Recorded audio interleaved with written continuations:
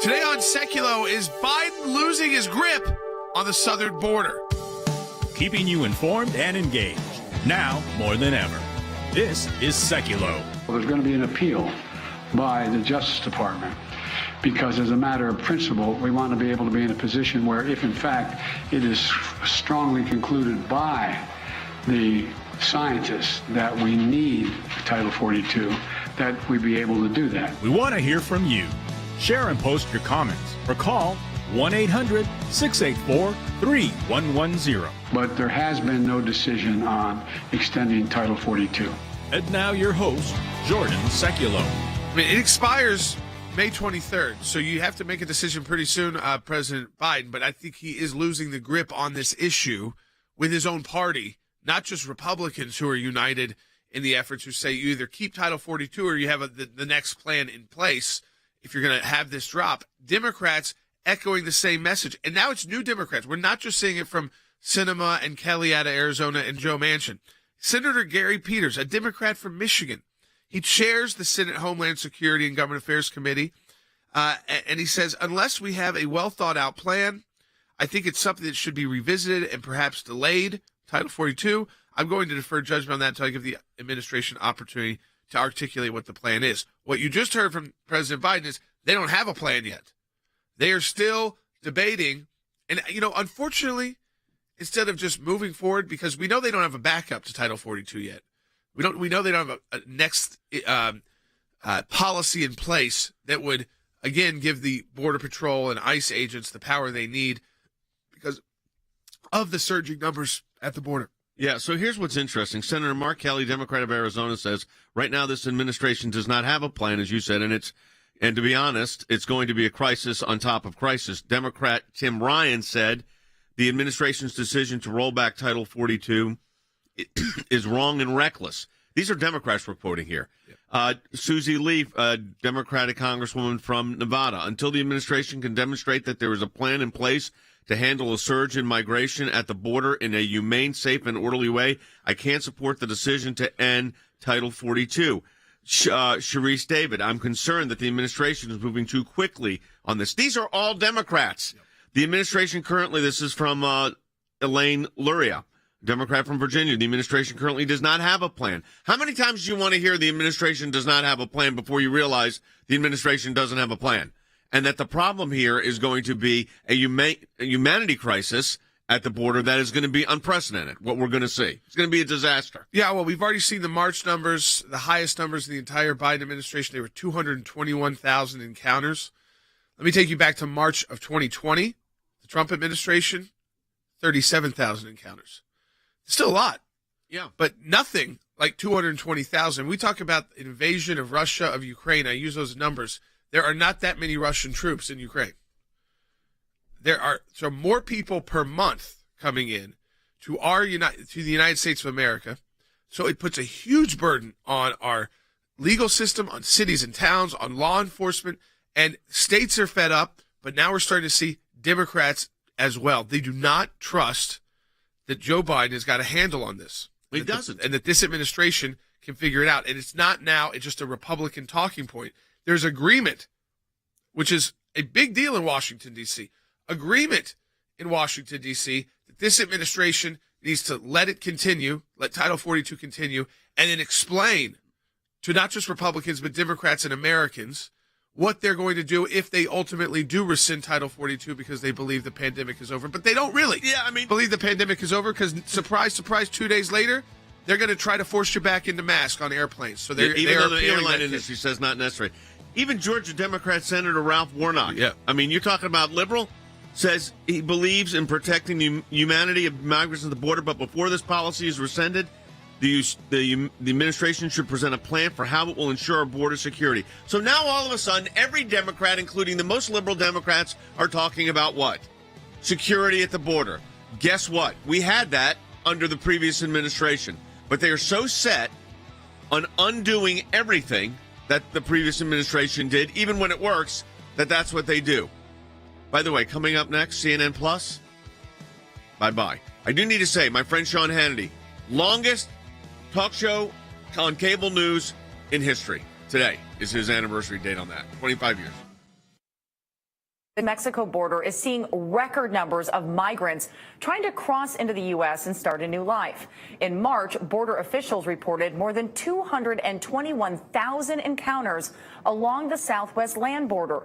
That is nearly 28% more than last March. Biden having second thoughts on ending an effective Trump-era border policy. On Title 42, sir, are you considering delaying lifting Title 42? No, what I'm considering is continuing to hear from well, first of all, there's going to be an appeal by the Justice Department, because as a matter of principle, we want to be able to be in a position where if in fact it is strongly concluded by the scientists that we need Title 42, that we be able to do that.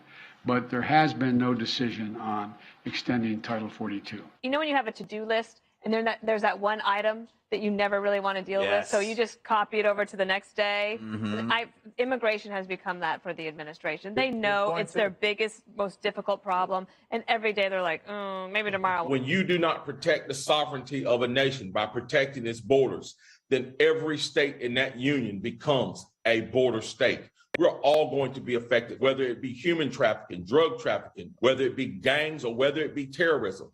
You can best believe they're not going to stay in those border states. If they allow this dropping Title 42 restrictions to go through and to become effective, it's going to unleash a tidal wave like we've never seen at the border. Even the signals in advance of that happening have their effect. Even if Title 42 stands, we're still overrun, overwhelmed. Right. We've literally already handed our borders over to the cartels. Ending Title 42, I'm stealing Senator Kennedy's line, it's just going to be like the Hindenburg crashing into the Titanic. But make no mistake, we're already at a crisis at our southern border.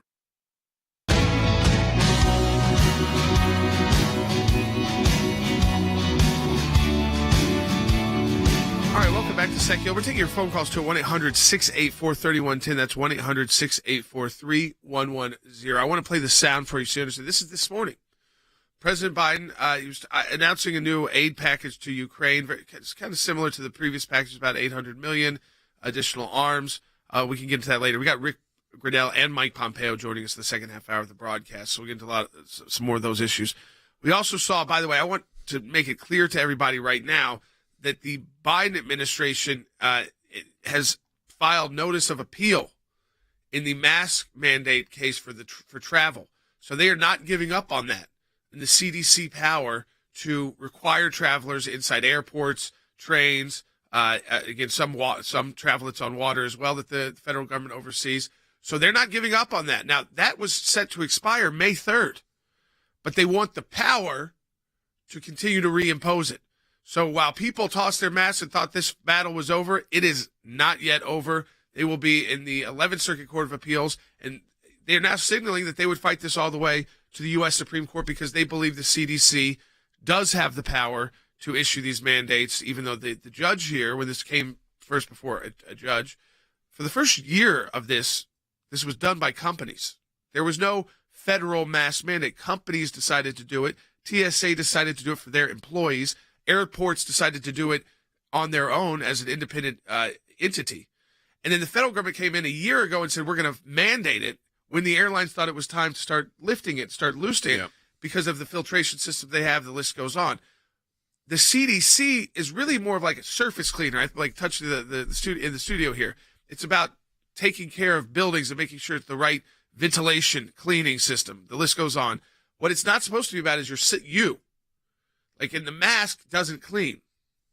So, and that's what the judge's reasoning was. So they're going to fight back to say, no, the CDC, they want the power. Yeah. Whether they extend it, we don't know yet. Yeah, because it only expires in 2 weeks. I'm going to go back to the border situation. We have all these Democrats coming out and saying, which I understand, Title 42 should not be rescinded because there's no plan in place. Our Colonel Wes Smith has written an article about this.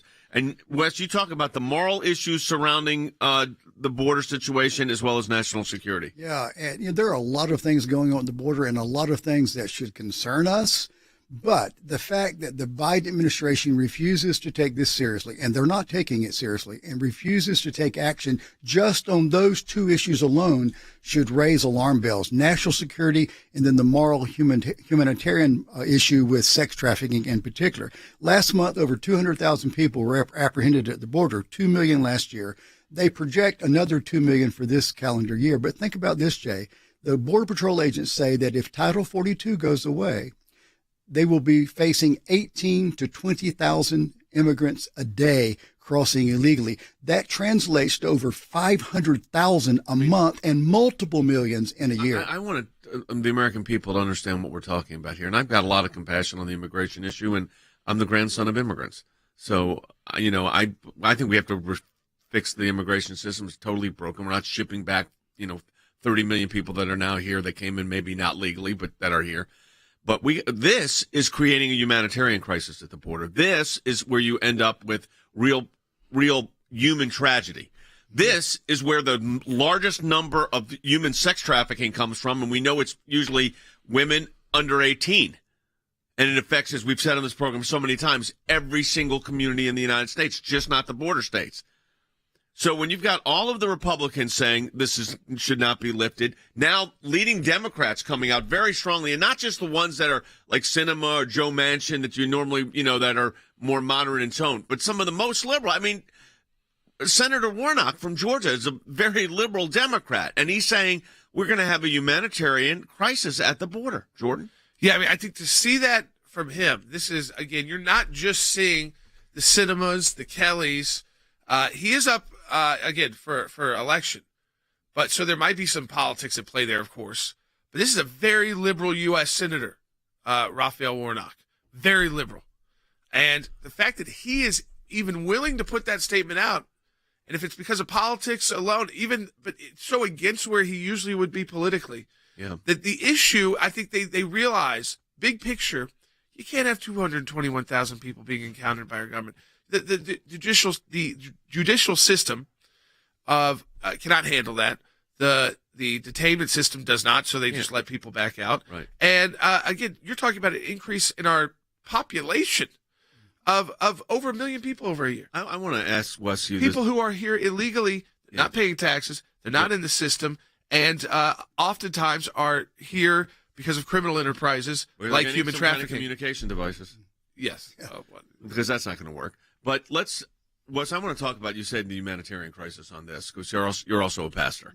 And this is going to create a huge humanitarian crisis for a lot of people, a lot of young people, a lot of women and kids. Yes. I did some research just this week about human trafficking and in sex trafficking in particular. 99% of those who are victims of sex traffickers are women and young girls. But the average age, and by the way, 20 to 30,000 young people a year are introduced into the sex trade in the United States alone. 20 to 30,000 young people a year. That's cumulative then. Yes, but the average age is 15. Some are younger, but the average age is 15. That alone should make the Biden administration take this seriously, because inadvertently, I don't think they think about this, but inadvertently, they are facilitating sex trafficking. We did a comprehensive legal analysis. It was a multi-year project that the ACLJ engaged in with a group called Shared Hope, which set model legislation for all 50 states, and many of those states adopted the legislation, by the way. But if putting all the immigration issues aside, the drug influence, the drugs coming over, and the sex trafficking, frankly, should be enough to say stop. Keep 42 in place until we figure this mess out.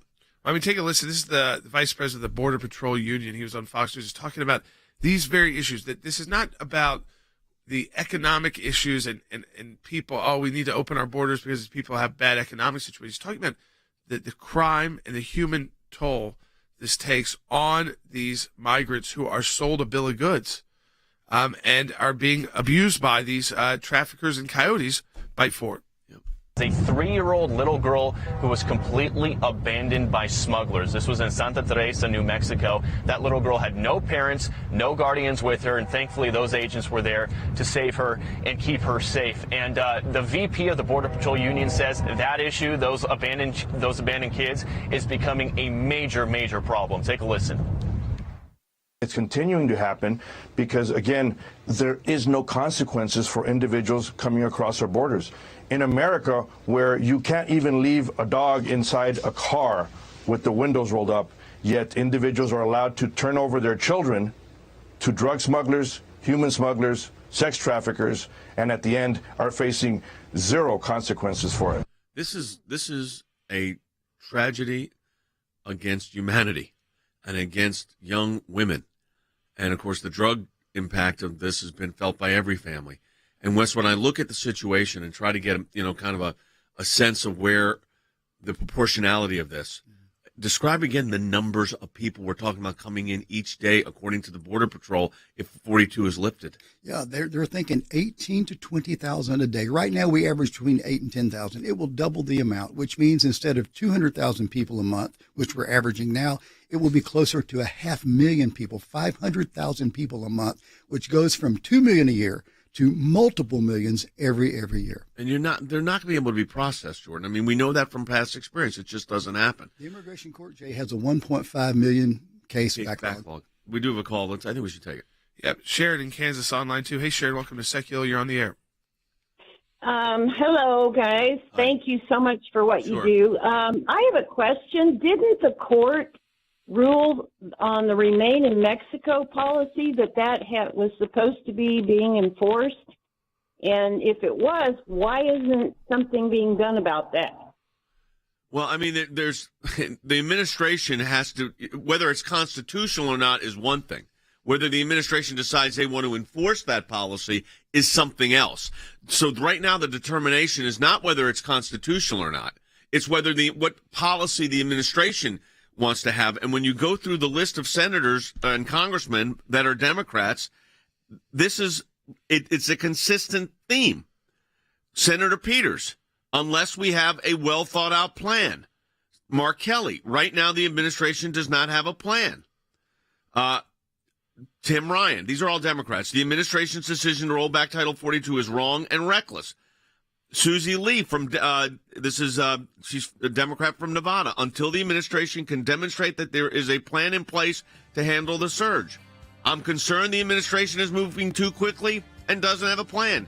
Sharice Davids, this is the problem. This is the problem. Well, there's a case set up too. It's at the Supreme Court. Now it's about whether or not they removed it the right way. Yeah. Texas filed a lawsuit saying you can't just rescind these policies. There's a procedure you have to go through. This is the same thing happening with Title 42 as well. Yep. This is on Remain in Mexico as well. So that is an oral argument set just for next week, April 26th. So we're watching that closely. We're talking about, we're going to update to, we're in the Ninth Circuit Court of Appeals today out in California in a case on pro-life activism. And we're going to have Ed White join us for an update there. It shows you the dedication we have to protecting not just the life of the unborn, but to those who fight. And those who are part of the activist world, because that's part of the pro-abortion movement is to shut them down. Talk about that when we come back. Can you tell me how many of your affiliates receive the majority of their revenue from abortion? I don't know that answer. Could you get it for me? I'll talk to my team. I think what we need to look at is the business of abortion. And the business of abortion starts with a sale. An organization is chopping up children and selling the body parts to the highest bidder. They can call it whatever they'd like. The reality is they've been caught red-handed. I was told it was just a blob of tissue. She looked me dead in the eye. She said, "It's not a baby. It's a blob of tissue." We really did treat women like second-class citizens. Do not ever kid yourself. They know exactly what they're doing. We were driven by this quota.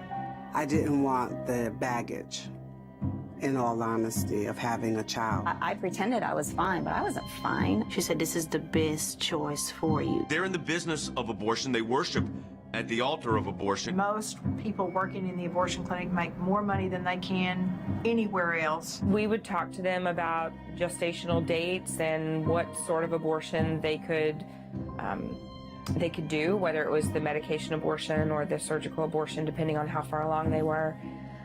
We would talk briefly about what the procedure would actually be like. I remember getting a directive from my supervisor, that we didn't want to give them too much information about the abortion procedure. We didn't want to talk to them about risks associated with the procedure because we didn't want to scare them out of having an abortion. Does no one see what's really going on in America? Is this really who we're going to be?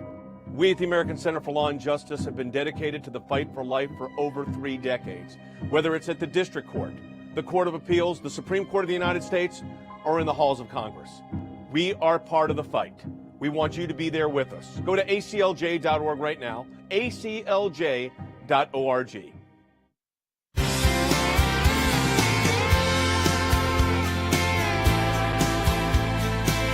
All right, welcome back to Sekulow. You know, it's important to point out, too, when we talk about our work at the American Center for Law and Justice on life, and especially because people are focusing on the cases about, a case out of Mississippi, the Dobbs case at the Supreme Court, case we're doing out of South Dakota on informed consent, more about, actually protecting the life of the unborn, protecting the women who are thinking about these decisions as well. And out of South Dakota, that informed consent case where we represent Governor Noem and the state there in that case. But we also do a lot of work to protect pro-life activists and pro-life speech. And what we've warned you about is that in the blue states, especially if the Dobbs case is a successful case and we're able to go throughout pro-life states and put in similar laws. A lot of states are already doing those similar laws at 15 weeks, abortion bans after 15 weeks. But we know that in blue states, even in blue cities, there is this idea to go after the pro-life activists, to put them basically into financial ruin, silence them, shut them up, put gag orders on them, not allow them to just have the freedom of speech in our country to talk and to expose what they believe and what we believe is the murder of innocent children. And we're doing one of those cases right now. Well, for a long time, this shows the dedication of our work when we represent a client. In this case, not a state, not a law, but an individual. But as Jordan said, this is when it shows that we don't just defend life, but we defend those that defend life. The case is called Planned Parenthood Federation of America versus Troy Newman. Joining us on the phone is a senior attorney that is in charge of this case, Ed White, who's a former assistant U.S. attorney as well in his previous career. Ed, let's talk about this case because it's being argued today. What's at stake? What's at stake is future investigations by pro-life activists of Planned Parenthood and the abortion industry. So this is a case that has been going on for at least 7 years now. This is the undercover investigation of Planned Parenthood abortion doctors. Everyone has seen the videos where the woman was negotiating the sale of body parts and said she wanted a Lamborghini out of the deal. This is that case.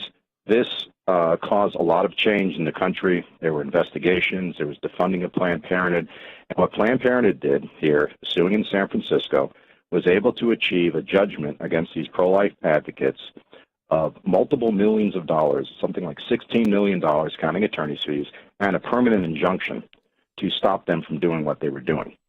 And that's what's at stake. It is silencing the pro-life movement and trying to prevent any other pro-lifer in the near future from ever even thinking about doing this, because what was exposed to Planned Parenthood showed the horrific practices of Planned Parenthood and the abortion industry in a daily activity throughout this country. I actually made one appearance in this case in U.S. District Court in San Francisco when this first started, when we started talking about the free speech implications. Because, Jordan, there are serious, very serious free speech implications here. I think the reason why the Dobbs case is where it is right now, and why we saw the states willing to go and fight this battle out again, was because of these videos. Yeah.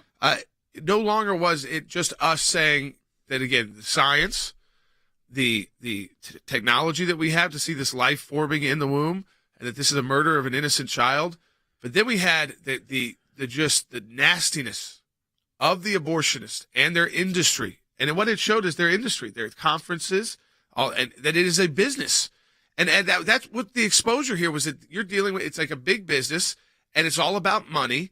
And they are so callous to the human life that they would say, even jokingly, I want a Lamborghini out of these aborted babies' body parts.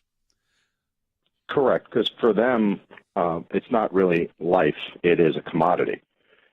They are making money off of something. I think they are beyond thinking that it's life. To them, it's just an object. And it is amazing to talk to these people and to see the callousness in their eyes, in their speech, when all I'm thinking about as a father of 5 children is you are ripping apart a child, an innocent child, and torturing this child, and I do not know how you can live with yourself. And to them, it's like, hey, I'll sell you this heart for so many dollars. I'll sell you this. I'll sell you that. Well, they were talking about how they had to change the way in which they did the procedures in order to preserve the body parts, Ed, if you remember. Right. I mean, so this is violating law. Which is violating law. But here's the danger of this case, and this is why it's so important. That's why we again, it's not just defending life at the ACLJ. It's defending those who defend life. And by the way, we've been doing that for almost 40 years. But this case in particular has really serious implications because I think what Jordan said is absolutely correct. The impetus for a lot of these actions on the state laws that we saw come in place came in a post videos from the Center for Medical Progress and others. Now, our client was one of the board members, but they are trying to really hammer these individuals and silence them, Ed, once and for all. Exactly. That is the achievement here. Yes. So they are trying to prevent, there are still videotapes that are under seal by the court. They're trying to prevent those other videotapes from seeing the light of day. They are also trying to destroy, personally, financially, the pro-life advocates who did the work here, and to send a message to anyone else, don't even try doing this. At the same time, that even though they said that these videos were manipulated, highly edited, you remember that line they were using, at the trial, they admitted that the words spoken on the videotapes were the actual words spoken. So they admitted that this is not an edited tape. What you are seeing on these videotapes that are public, that is what happened. And I agree with both of you that the shock and awe of these videotapes caused politicians to wake up, the American citizens to wake up, to realize this is what goes on every day in this country. It is horrific. It needs to stop. We need to shine a floodlight on this so people see what is going on, and this has to end. And I think that was a great thing from this investigation. I mean, this was, remember, the Gosnell trial. The abortion industry was under a big spotlight, and it was not good for them. And so since then, they've taken their $1 billion of resources to try and shut everybody up. And let me tell you, we win that Dobbs case, they're going to try to shut everybody up again. Oh, in a way you cannot even imagine. They've got a lot of allies in places like San Francisco where we're in court, in the federal court, and basically, if you look at the coast and you look at the deeply blue states, they use city councils, they use county commissions, they use state government. They don't just focus on the federal government. So, Ed, we appreciate your comments on this. Let us know how the hearing goes. It's today, correct? This afternoon? Yes, in about a half hour. Yes. All right. Well, let us know how it goes. We'll have a follow-up update on the broadcast tomorrow. Let me say this, folks. This is 7 years of litigation. Can you imagine the man-hours on this, legal time put into this? I will tell you this. This is defending those who speak up for life.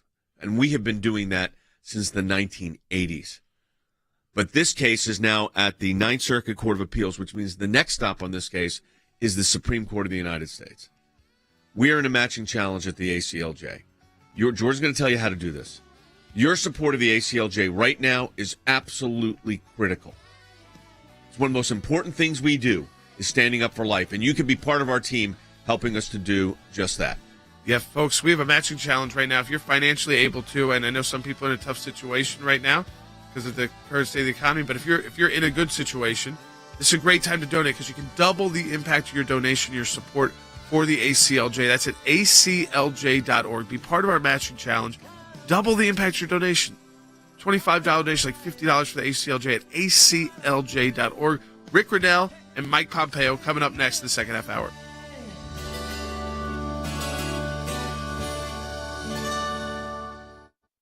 Here's what I want to say to our ACLJ members, or for those of you that enjoy watching this broadcast. Whether it is going after the deep state, whether it is litigation that we're engaged in, whether it is defending the persecuted church and getting individuals out of prison because of their faith in other countries, whether it's training lawyers to fight for religious liberty, not just here in the United States, but around the globe, whether it is producing a daily, 5 days a week, 1 hour live television and radio broadcast heard on thousands of radio stations, on TV platforms, on social media platforms. Your support of the ACLJ enables us to do all of this. We want to encourage you to support the work of the ACLJ. And when you do that, you're supporting our production teams, our videos, whether it's that kind of production and other things that we are working on. The ACLJ is front and center on this. We're in a matching challenge campaign. Any amount you donate, we get a matching gift for. Go to ACLJ.org.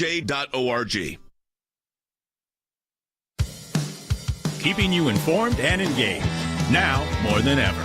This is Sekulow. And now your host, Jordan Sekulow. I like to say it this way. What happens when you hire Chris Wallace? Your network is done in 3 weeks. CNN Plus is over. Their highest paid star was Chris Wallace, who left Fox News. I don't think they were particularly upset about him leaving Fox News, to CNN Plus, to a streaming service on a network that was already not getting good ratings. So how many people were going to subscribe? Well, I mean, it was like under 10,000 at some point. That was including CNN staff getting free subscriptions. Then they said there may be 100,000. Yeah. What we know is there weren't 100,000 because it shut down. They are in the process now.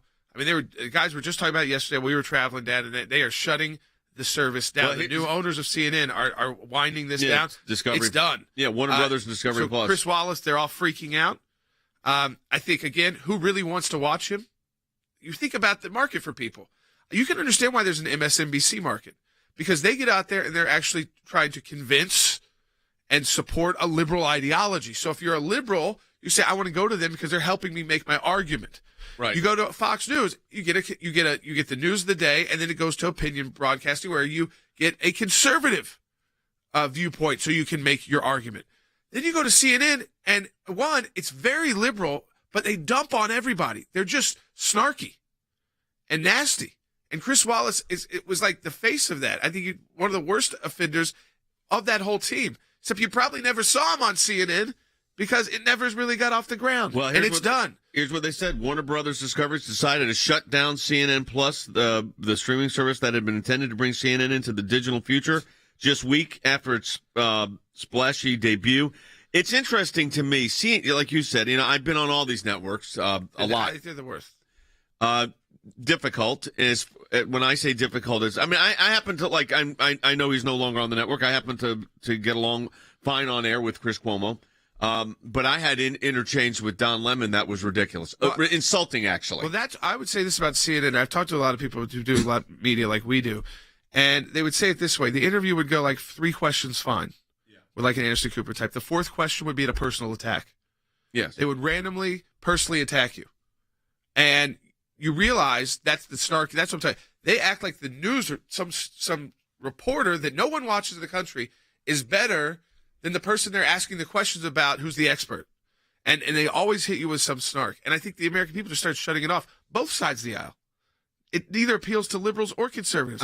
They spike occasionally because of their international capabilities. So when like the war starts in Ukraine, they obviously they have they have more reporters out in the field than anybody. Yeah.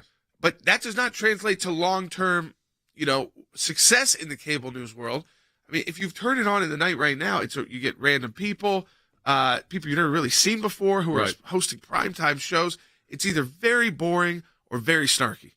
I'll never forget when I was on with I think it was Anderson Cooper. Like you said, it started out fine, and then they had, I think it was Phil Mudd. Yeah, someone else comes in. And they have him play the spoiler. He plays and he asked me, we were talking about the Mueller investigation and whether the president should give testimony or anybody should give testimony. And Phil Mudd made this comment. I said, you wouldn't bring your client in to do this in front of these people. Then you find out he's not a lawyer. I mean, this was, and then I'll never forget a handoff that Don Lemon did from Chris Cuomo to Don Lemon, where Don Lemon made some snarky comment about me, and really nasty. After you're asked after they're begging you begged you to be on their network, and then they would do that, and then Chris Cuomo, to his credit, said, I'd hire Jay Sekulow as my lawyer today. But they would beg you to come on the network, and then they would do that. Yeah, it was always that's their issue. It wasn't just like a liberal conservative exchange on the issues and a back and forth. That's one thing. I mean, no, you could respect that and have it, the conversation. It was always a personal slide and attack. Every time I've been on, even I've been on for persecuted Christians. The first 4 questions would be great. The 5th question was attack on the ACLJ. I mean, it was like, why am I here? I'm talking to nobody on this broadcast. And evidently at CNN Plus, you will be talking to nobody because hopefully it's over. I don't think many of the people watching our broadcast are listening right now, paid for that service. So, but don't worry. Even if you did, you shouldn't be charged next month. All right, we got Rick Rennell coming up.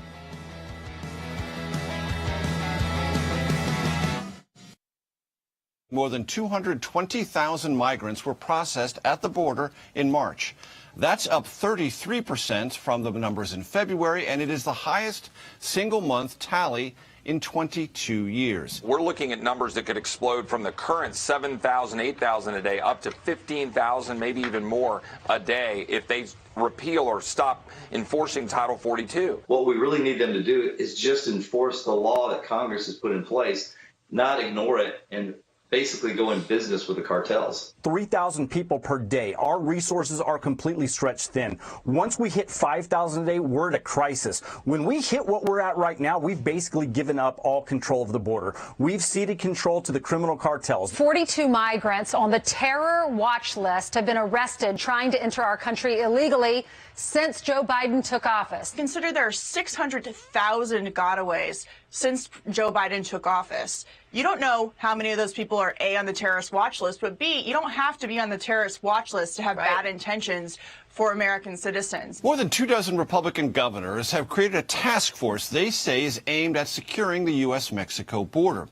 The formation of the, quote, American Governors Border Strike Force, unquote, comes amid a surge of arrests at the border last month. This is a great idea. I mean, I think this is a recognition of the absolute frustration that we have with the federal government. The fact that every Republican governor signed on, I think this is the direction we're going to have to go, because clearly the Biden administration is not going to follow federal law. Even as we're going to the U.S. Supreme Court next Tuesday on the Remain in Mexico program, they're, I think, ultimately going to be forced to do something, but I don't ever expect them to fully cooperate with us or to do the best thing for the American people. So more and more, I think the states are going to have to step up and challenge the federal government and just let them sue us. And hopefully the court system will come to the rescue of the American people.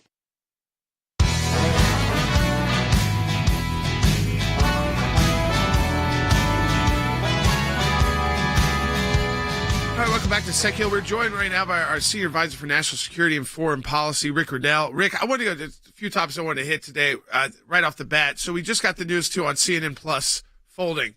We were talking about our own experiences on CNN and this idea that, the one thing on MSNBC, at least you know what you're getting. On Fox News, you know what you're getting. And then on CNN, what you're getting is mostly a lot of pretty boring and then a lot of snark, usually personal attacks. It wasn't about issues so much. It wasn't like have a debate, conservative, liberal, come on, you can still, be polite, even if it's a tough debate. It would always be like something they'd slip in that was personal. And then they bring on, Chris Wallace to this team. Like, people are going to pay extra for a guy that they didn't want to watch anymore on cable news. And now we've gotten the breaking news alert that it's folded. What do you think the impact is for the media? It's really remarkable. I saw somebody on Twitter, and I retweeted it, say, it turns out that people don't want to pay for something that they don't want for free. And CNN Plus should have realized this a long time ago, that their ratings are in the tank. When you have the opportunity to watch CNN's content for free, you're not doing it. So why would they think that people want to pay for content that they're clearly avoiding when it's free? So this is just the typical big tech, Washington, New York corridor mentality that they know, what's best. Remember that everybody at CNN and all of these mainstream cable and network news organizations, they're all based in New York City. All of the people are New York City types. All of their workers, their senior vice presidents, they really miss the rest of America so much. And that's why there's such a chasm between the media that are dominated in Washington, D.C. and New York City and the rest of America. But I think the CNN Plus thing is going to be a very big wake-up call to start listening to your viewers and what do they want in order to move forward and expand. One more thing on this, Rick, and that is my view is, and I've been doing media a long time, I know you have too, is when something fails so significantly like this did, where out of the gate it just folds, it should be sending a message, like you said, to all of media, that people are consuming their information differently. You think about all the platforms we're broadcasting on: terrestrial radio, satellite radio, all of the different media platforms, Rumble to Facebook to YouTube to others, Instagram. You look at all of that and you say, okay, the world is changing. The problem is, like you said, the big tech control, though, is such a big deal, because we deal with the battle almost every week now. Yep. Where we're flagged for something, which eventually goes, by the way, in our favor, where they say, no, you were right. And some of it was like we were giving legal analysis and reading the legal document. But the big tech control of this is acting as a big brother censor. That's part of the problem here. It's a darn good thing that ACLJ has the best lawyers and the most courageous leaders, because we do get attacked all the time and we know how to fight back. And so if you're listening to us, I think you've got to be very proud of the fact that you don't have wimps here. We're not going to back down from the fight. But the same people who looked at the CNN Plus launch and ratings and said, you know, we should pull the plug, should probably look and make the same decision at many of the CNN shows. Because let's face it, the CNN shows have tanked in their ratings. Yep. They're at the lowest ever. Sometimes they're coming in fourth place in some of these shows. It's embarrassing, but they're not making the same decisions yet. And I think that it is a signal for the rest of CNN that you might have new leaders who want to make better decisions about supply and demand. Yeah, they get obsessed. And one of the things they've been obsessed with is the mask and things like that. You know, the kind of virtue signaling through their reporters, through their clients. And finally, they kind of started lifting that. But now I want to turn to this, Rick, which is we're seeing the Biden administration. They now decided after 2 days, no, they don't want to give up the power just in case they ever want to again through the CDC, which is all the judge said you used the wrong agency to do this. So now we've seen an appeal after America celebrated. And instead of just going along with that celebration and backing down because it was going to expire on May 3rd anyways, nope, they're going to fight it out in federal court. Yeah, let's be clear. The Biden administration and Democrats are really moving to have a mask mandate again. And any Democrat who is not speaking out against this is really a part of the mask mandate team. And so I'm thinking of people like Mark Kelly in Arizona. I'm thinking of Catherine Cortez Masto in Nevada. Their silence on this means that they're supportive of the Biden administration wanting us to mask up. You live in Nevada, if you live in Arizona, if you live in some of these swing states, where are these Democrats? Why are they not pushing back? It's because they want to mandate masks on public transportation. It's outrageous. I took a flight last night. People were celebrating the fact that we're not masked up. You know, it's interesting to me, the whole politicization of this whole thing. I mean, you had President Biden say, well, if you want to wear a mask, wear a mask. And by the way, it's a free country. If you do want to wear a mask, wear a mask. We don't care. But then the idea here that the airline industry said, hey, look, you know, we really don't need you to do that. I mean, if you want to, it's fine. But we don't need you to do that because we've spent, you know, who knows how much money on filtration systems like we did here. You know, when COVID first hit here, Rick, I think you were here once when we had talked about this. Because obviously we're in studio spaces, so it's closed in spaces, we put in really, I could hear them in the background, elaborate filtering systems to protect our staff. I didn't need the government to tell me to do this. Jordan and I didn't say, and Logan say, oh, well, let's see what the government makes us do. We say, okay, what is the best system we can put in place to protect our team? That's what we said. And that's what we did. Yeah, I mean, I think that this, again, it just goes to the airlines did this on their own for the entire time until about a year ago, when the government decided they wanted to step in and support it. And we thought, you know, for a couple of days, maybe because of the midterm elections coming up and issues like that, maybe they'd let this one go. It's like they can't let the mask mandates go. It's like, Rick, they just don't want I was just in New York yesterday. You start a full change. You see that there's no more show your papers. There's there's no more mask mandates there, you know, restaurants and in businesses, unless the business wants to decide to do that. And there's a lot more people out because of it. And that's not a red city. It's a very blue city. And still people, they feel like, okay, these restrictions are off, tourists are back, but they don't want to give this power up. No, they love the power. And let's remember that we still have all these phony plexiglass systems where, you know, you're behind a plexiglass. And how many times are you behind one of these things and the person at the cash register literally leans around the plexiglass? Because we all know the plexiglass is like a phony thing, and so everyone's avoiding it. It doesn't work. Remember that the airlines were never shut down. through the height of COVID, we kept airlines going because what we said is they have the best filtration system, you're totally protected. So it just goes common sense way to think if they have the best filtration system and they don't shut down during COVID, they should be the first ones to lose the mask. So more aid, switching topics here, is going to Ukraine. $800 million more munitions. What's your sense of where we are right now in this whole situation, Rick? Look, I have to be blunt. Your heart breaks when you see this. You want to help. We have this organization called the United Nations where we spend billions of dollars. Where's the UN? The organizations that are designed to come forward in crises like humanitarian crises are not stepping up. And so Americans are once again personally writing checks. I do think that the lesson here is that we have to be able to sell weaponry to countries before we have to give it away to them when they actually need it in a crisis.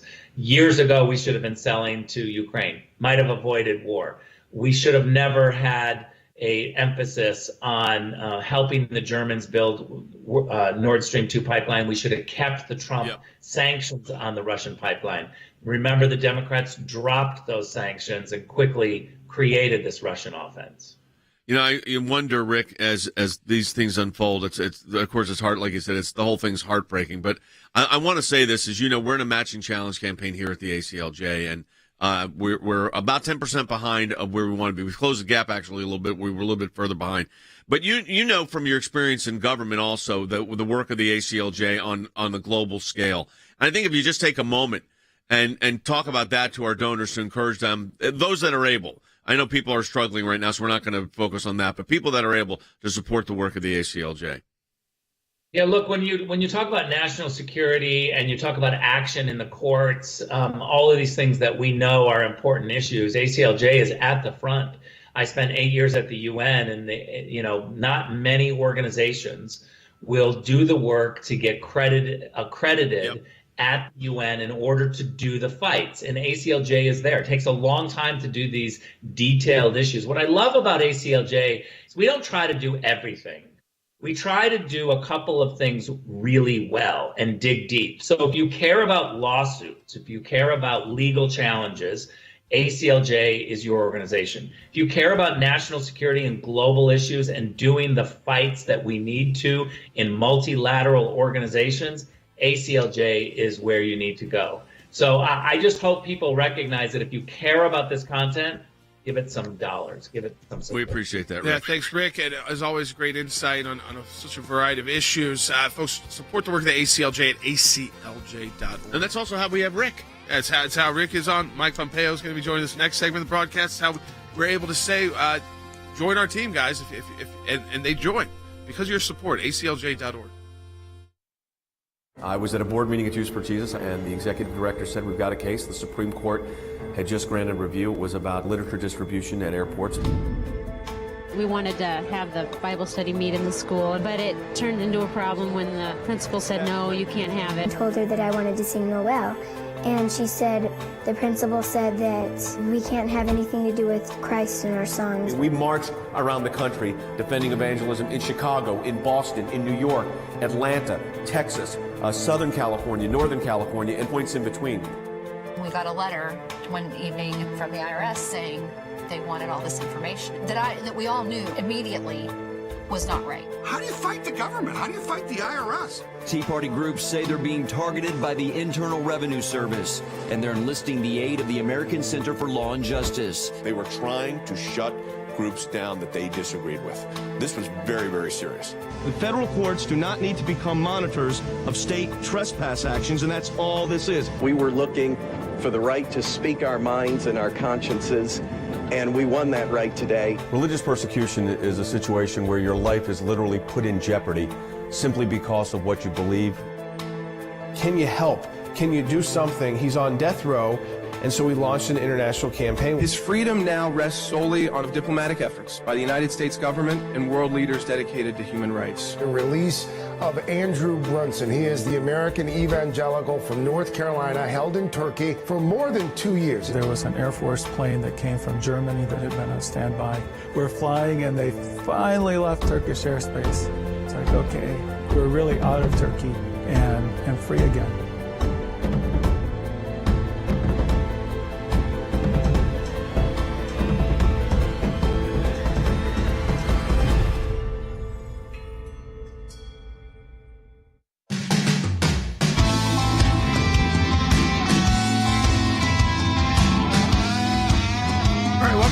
Sekulow. We're joined now by our senior counsel for global affairs, former Secretary of State Mike Pompeo. And Secretary Pompeo, I want to jump right into Title 42. We saw the president this morning. He was giving a speech on Ukraine aid, but he got asked about Title 42, which is set to expire May 23rd. And for the first time since really the White House has been saying that they're going to let this basically expire, he took a step back and said they haven't made a decision on Title 42 yet. And we're seeing a growing list of Democrats. So, plenty who are, yes, they're up for re-election, Secretary Pompeo, but they're also, these are not all moderates. These are not all like the cinemas of the world. We're starting to see Raphael Warnock in Georgia start calling for Title 42 to stay in place until there is another policy ready. We saw the highest numbers in the entire Biden administration, 221,000 encounters just last month. Do you think the Biden administration is finally figuring out they can't just let this policy go? Jordan, I think they're hearing that from everywhere. You talked about Senator Warnock, you talked about Senator Sinema, but they're hearing it from constituents all across the country that this will, the lifting of Title 42 with no other plan, right? If you want to lift Title 42, fair enough, but you have to have a plan. You have to have remain in Mexico. You have to give the CBP the resources and money. You got to build a wall. You have to do the things that secure our southern border.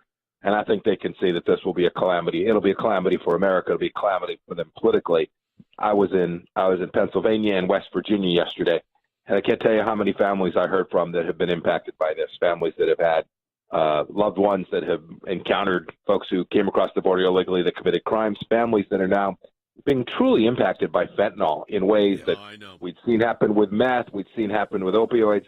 This is serious business, and I don't know what to make of what President Biden said this morning, but they cannot lift Title 42 absent a plan to actually secure our southern border and protect our sovereignty. You know, Mike, you mentioned the fentanyl situation. That's affecting every family and almost touching every family, or directly or indirectly in America. I mean, it is out of control. We've all experienced this, and I mean, I was playing golf with some friends of mine in Florida last week, and one of the folks I was playing with, same thing as a child, and the fentanyl thing is just a disaster, and it just coming in through that border, and we know it. I want to turn for a moment, if we can, to the situation on persecution, which is something the ACLJ and our European Center for Law and Justice and our affiliates around the globe have been working on for a long time. Easter and Passover end. Easter's over, of course. Passover ends on Saturday. My family, we celebrate both. You wrote for ACLJ.org a piece reminding us that we celebrate to remember those around who don't have the freedom to celebrate, which is really the story also, of course, of Passover. As you view it now, I've always taken a concern, and you said this long time ago when you first came on this broadcast, the countries that are the most free protect religious freedom. Those that do not are less free. What's your sense of where we are globally right now? I regret, Jay, that this administration hasn't put the energy and emphasis on allowing people, in fact, putting pressure on governments to allow all of their people to practice right here this holy season at Easter this past weekend. And Passover continues, Ramadan too for the Muslims. We want people to be able to practice their faith everywhere. And the Trump administration, we worked tirelessly to help Christians in northern Iraq and in Nigeria, to help Catholics have more religious freedom in China, all across the world, because we knew it mattered to the soul and to human dignity. But importantly, as a Secretary of State, it made America more secure too. These nations that permitted religious practice inside their own countries were less likely to present a real risk to the United States of America as well. You know, we know right now, Secretary Pompeo, there's a lot of focus on Russia, but China, the persecution there, and Russia is kind of an interesting space. I wouldn't say that it's a totally religiously free country under Putin, and it's certainly, you see what they're doing in Ukraine, and they use religion as a justification for their war. So there's issues there. But China is committing a genocide against Muslims, and I feel like the only people that ever talk about it are it's the conservatives in our country. And a lot of corporate America doesn't want to acknowledge it, but our government has acknowledged it. Your State Department acknowledged it, and the current administration does acknowledge it, but it just doesn't get a lot of talk. And here we are, we're standing up for the persecuted Muslims in China, and everyone else looks the other way. Yeah. It's remarkable, Jordan, to watch the work you all have done at ACLJ, right? This organization that I'm proud to be part of now. This is not about a particular faith, but about the central understanding of humanity and the capacity to practice one's faith. And it is heartbreaking to see too few nations put this as a priority, to watch the Biden administration not listed as a priority, and to watch our biggest companies in the world attack America and allow the kinds of religious practices that are taking place in China today, the tearing down of house churches, the allowing the Catholics to practice only if those bishops can be selected by the Chinese Communist Party. These are tyrannical, authoritarian impositions on religious freedom, and it seems that American business wants to just turn the other way. It was so ironic, and in the Middle East, one of the countries that gives the most breadth for religious freedom, and it hosts three of the major religions of the world, of course, is Israel. And because there's a Arab Muslim population, there's a Christian population, and, of course, a Jewish population. But yet we're seeing an increased violence just in the last couple of really weeks from jihadists, some claiming to be ISIS, in Israel. What's your sense there, and how do you view that? I mean, I know you work very tirelessly on realignments in the Middle East and with Israel, and Israel's government right now is kind of barely hanging on before they may have to go to elections or new leadership. What's your sense? I mean, Benjamin Netanyahu could be back as prime minister, they're saying. Where do you see things right now? So the government is in a very precarious position. The thing that had held this government together when it was formed originally was just their collective desire to make sure that Benjamin Netanyahu wasn't the prime minister. So it was very contentious. It's a remarkable nation. You're right. You have Arabs in the government. You have Muslims in the government. People talk about it being an apartheid nation or an occupying nation. It is the most religiously free nation in that entire part of the world. I worry deeply about what's taking place today. These terror attacks out of the West Bank and out of Gaza force the Israelis to do the right thing to defend their own people, but the risk of this escalating, especially around the Al-Aqsa Mosque and the Temple Mount. Yep. These are things that present real risk not only to the people that are living there in Israel, but to people of the entire region. We built out the Abraham Accords for a reason. I pray that those nations that took such bold steps will continue to expand their relationships with Israel, and we won't go backwards. I mean, the lead story on the Jerusalem Post right now is Temple Mount tensions further embolden Hamas. So this is what's going on. Mike, we appreciate it as always, Mr. Secretary. Thanks for being part of the team. Thank you for your insight. Folks, I want to say this again. You know, we have an office also, guess where? Jerusalem. That's the reach of the ACLJ and our affiliates around the world. None of it happens. This broadcast doesn't happen. The information that we give you doesn't happen. The ability to have Mike Pompeo and Rick Grenell as part of our team does not, as well as our other people that you see and don't see. It doesn't happen without your support to the ACLJ. We're in the last week here of our Matching Challenge campaign. I want to encourage you to support our work. Any amount you donate to the ACLJ, Jordan, we're going to get a matching gift for. Support the work of the ACLJ, aclj.org. You double the impact of your donation. That's aclj.org. It's a great time to donate if you can, because like a $50 donation right now, you make it online at aclj.org, that is like $100 for us at the ACLJ, because that will trigger the match from a group of donors that say we'll match all the donations in the month of April. It's really important. These are months that we really are able to base the continued work and the future development of our work. Support it at aclj.org. We'll talk to you tomorrow.